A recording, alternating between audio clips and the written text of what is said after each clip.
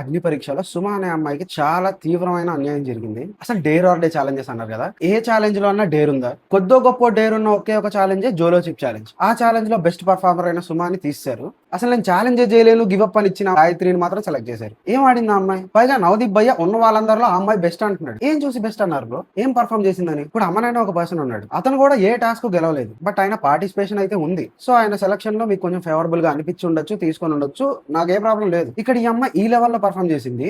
జోలో chip ఇంత తింటేనే మండిపోద్ది, అలాంటిది 2 చిప్స్ తిన్నది. మండిపోతూ ఉంటే బెలూన్స్ ఊదడమే కాకుండా ఆ కారం కళ్ళల్లోకి వెళ్తే ఇంకా మండిపోద్ది. అంత పెయిన్ ని భరించి కూడా ఆ అమ్మాయి లాస్ట్ దాకా ఆడింది. కొంచెం అన్న ఆలోచించాలనిపించలేదా? ఇకపోతే రోహిత్ ఆడు ఆడు అని పుష్ చేస్తున్నా కూడా ఆయన ఆడట్లేదు. ఆడిషన్ లో మొహం మీద నీళ్లు కొడితే ఏం మాట్లాడలేదు. మిస్టర్ కూల్ అన్నారు. 2 రోజుల ఛాలెంజెస్ లో అసలు దేనికి మనోడు పార్టిసిపేషన్ లేదు, చాలా సైలెంట్ గా ఉన్నాడు. నువ్వు చేయట్లేదురా అని చెప్పి తిడుతున్నా కూడా ఏం మాట్లాడలేదు. ఇక మరీ బలవంతం చేస్తే లాస్ట్ లో క్లిప్పులు ఛాలెంజ్ పెట్టుకొని గెలిచాడు.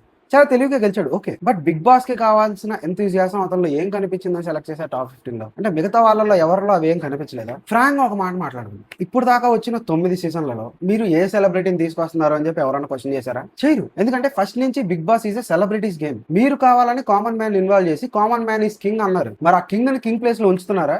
ఎన్నెన్ని అవమానాలు చేశారు అసలు సెలక్షన్ ప్రాసెస్ లో. పైగా టీవీ యాంకర్ గా చేసిన వాళ్ళు, మోడల్స్ అయిన వాళ్ళు, పెద్ద పెద్ద ఇంటర్నేషనల్ స్టేజ్ మీద రిప్రజెంట్ చేసుకున్న వాళ్ళందరూ కామన్ మ్యాన్ అయిపోతారు. మీరు రికమెండ్ చేయాలి అనుకుంటే వీళ్ళనే తీసుకెళ్లి సెలబ్రిటీ కోటాలు రికమెండ్ చేసుకోవచ్చు కదా.